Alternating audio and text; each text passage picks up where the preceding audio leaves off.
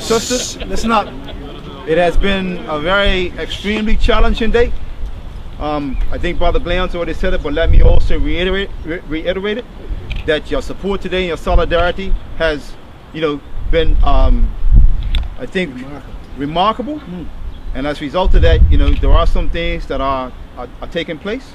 I am currently waiting for the minister to call me. So as soon as he calls, I'll walk away for a minute and accept his phone call. But I also want to, I think and I'm glad the media, sir, because some things I need to set the record straight.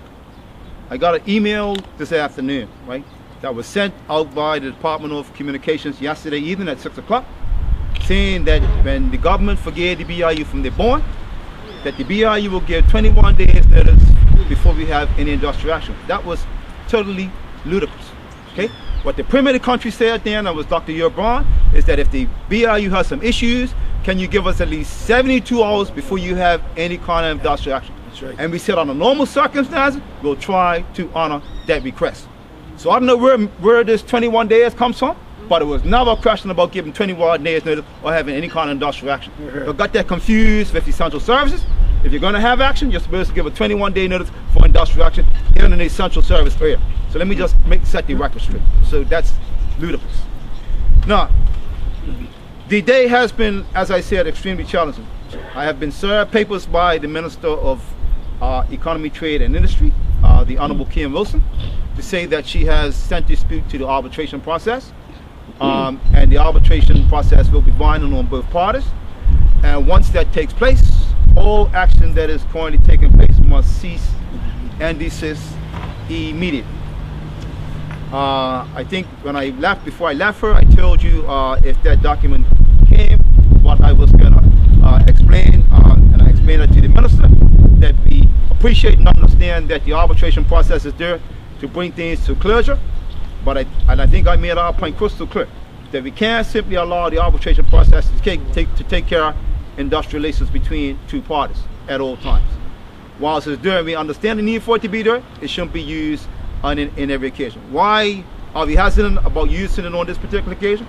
Because we believe that the arbitration process right now is not necessary for this current situation, in light of we have the collective bargaining agreement that we need to be guided by, and for a third party to now make a determination as to whether or not the brother should remain here at DPT is questionable.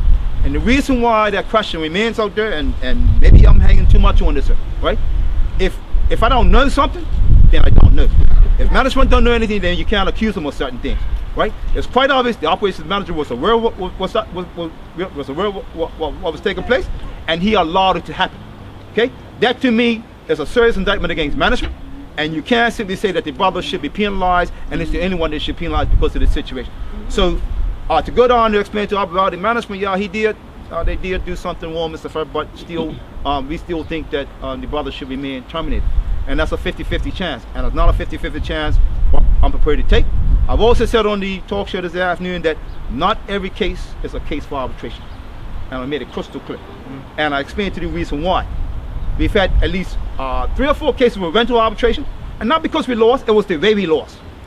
Be different if the employer came down of all kinds of business and expressed A, B, C, or D. They came down of not witness number 1, and they won those arbitrations. And for life of me, I don't know how they won it. Because anybody went to court and you didn't have your witnesses, the judge is probably going to throw the case up. But we lost them arbitration. So I'm saying that we need to assess what cases we're going to take to arbitration, what cases we're not going to take to arbitration. This one I don't think needs to go on. I think if the minister and the PS and us sit down, I think this matter could be resolved. I understand the frustrations of the public. And if you heard the talk show this afternoon, they are very frustrated with us. But I think the sister that called in, I want to say thank you, and thank you. And the reason why I say that, because they go on like you don't have families and you don't have friends that catch the bus. And we're not sympathetic to the public. Too many times we take it for granted that the bus operators and all like rocks are not sympathetic of the public. But we have a brother that's going to be out of work. He's got a family to support. What happens in a situation like that? And that's why I try to make it crystal clear to the caller, we are not condoning his action. And this trying to tell him I am. Because I'm not honoring determination, he's telling me, well, if you weren't condoning his action, you should accept determination. What I'm saying is that he should be suspended. no, rather suspend it for a day, a week, or whatever time we sit down and say to. That's basically what needs to happen in this situation. So right now we're at a delicate stage. I want to say to you that, we'll put something on the table as to how we think this matter could be resolved. I'm not at liberty to tell you what it is. Hopefully, if it comes back with that, it will be, in some regard, good news, and in some regard, it may be bad news. And I'll give you the good news and the bad news if it comes to pass, what we put on the table, because I think that ultimately the issue has to be resolved, has to be. And I'm just hopeful that we'll hear from the minister, and once we hear from the minister, we'll be in a position to say, are you prepared to accept it? And if you are, we can take it back to the membership. Any questions? I know the media is here. I don't know whether you have any questions that you want me to answer, but I'll do what I can to answer any questions that you might have. Mr. Phillips, you said you wouldn't be able to divulge what the proposal is that you've put to the minister. Yeah. But if that proposal is accepted, can we expect to see the bus drivers, the bus operators going back to work this evening? If the proposal is accepted, I'm going to say to you, not speaking for the membership, but I would like to think that yes, they will go back to work. The understanding was, and we made it crystal clear, when people are due to sign on at whatever time, the operator was due to sign on, whether it was 1 o'clock, 3 o'clock, 5 o'clock, or 6 o'clock, should have signed on for work, and they should be here ready to work. Sure. I have calling her the cashier, and I heard anybody else for it. When you my text today, that she's also dismissed on pay. What are we doing for her? Because she's got a family too that she has to look at. That's what I'm saying. No, I explained that, brothers and sisters, let me just say this to you. I explained that this morning when I was here. So let me apologize for those of you who weren't here. Let me tell you what I explained about that situation, right? And I don't mind, the media, sir, I don't mind explaining because I think we should, set the record straight, right? The sister in question was off on sick leave. She wanted to go away. She called the BIU to ask for some advice. I gave her the advice. She ran against my advice, got on the plane without contacting management, and now she's terminated. Her issue started at the Labor Department, and we're dealing with it through the Labor Department. Well, remember now, his issue was never, he didn't just, I didn't tell the brother, if he ever came to me and said, look, I got an issue, if I told him go to management and tell him the issue you got, and if he ignored my advice, then we'd have the similar problem. He didn't do that. All he didn't do is he didn't contact management. Yeah, but she was advised to contact management. My understanding was, that she contacted Mr. Glenn about it. He kept giving the wrong phone. He gave her Yeah. The secretary was informed, nobody told her back. I'm sure it's your person to send up for herself to make her Hold on. my understanding was this morning that Jackson before the signatures and whenever I was transpired, I am not clearly understanding it. But just saying she before and she don't know play. Nobody be first. It's not a family too. Let me speak on that issue. Like, Don't. how Glenn could be No, no. come so fast. Let me Yeah, say this but hold on. No, Glenn, stop. Glenn, wait, Glenn, let me handle this, okay? Let me handle this. Sister, the sister walking called here to the BI, she called the BIU. Yeah. Right? My secretary, Sister Laverne, came to me and said, Brother Chris, the sister's asking a question from DPT. She's saying that she's off on sick leave. She wants to know, can she get on the plane and go away? My instructions to Sister Laverne, go and tell the sister, if she wants to get on the plane, even though she has a certificate, go to management and tell management she wants to go away, and here's the reason why she needs to leave. That's my, but that was my instructions to Laverne. Laverne delivered those instructions to the sister. Sister then contact management, got on the plane, and ran away. Now, look, sister, let me just say this to you. Now, I don't want to have this discussion right here in front of the media. I'm just telling you exactly how it unfolded, okay?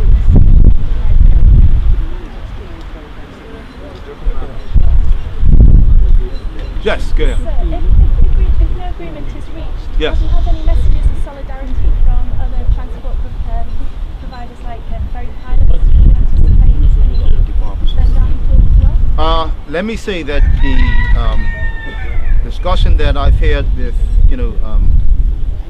Brother Sumner as the organizer, Brother Glenn as the president of the division, and the members here this afternoon is that if this goes past today, and we have a general council meeting tonight, we have a general council meeting at 5:30 for all of our divisions. It will be reported to the general council, and and I'm hopeful that the General Council may decide tomorrow to call a general membership meeting of all the government divisions for tomorrow morning at 10:30.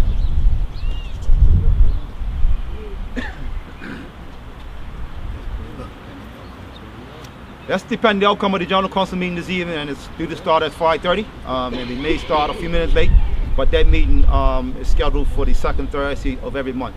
And today happens to be Thursday, February 10th, second Thursday, so I'm expecting we normally have anywhere between 13 to 15 divisions that show up for the General Council meeting out of the 18 divisions that we normally have organized for the BIU. Mr. President, we're here waiting on the budget. A lot of people are out of work. A lot of people are dissatisfied with what's happening. Are we, in your estimation, sitting on a tinderbox, smoking a cigarette?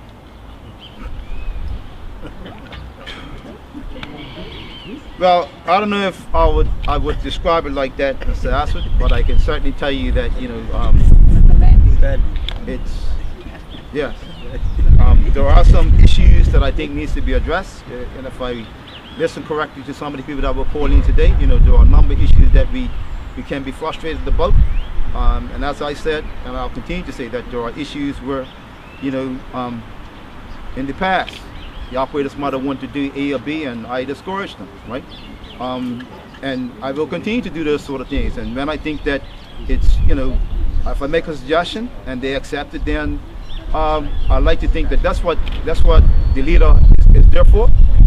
I took great offense to the talk show this afternoon because a gentleman called in and told me that he thought I had a hidden agenda. Yes. And if you know anything about Chris Febber, I've been involved in BIU for 39 years now. Okay, always stood on principles.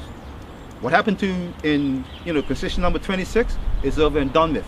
Mark Bean is the candidate now, and I hold nothing against the branch, nothing against him personally or whatever. I wish him all the best. So for him to imply that I've got something agenda because got sour grapes about that to me is a serious indictment against the membership. Serious indictment against the membership. Because the members made that decision, right? As I said on the radio, yeah, I stopped the service initially, but when I came here yesterday afternoon at 4:30, I told them I apologize, stop the service. Now it's up to them to make the decision whether or not they want to continue with what I've done. Crystal clear.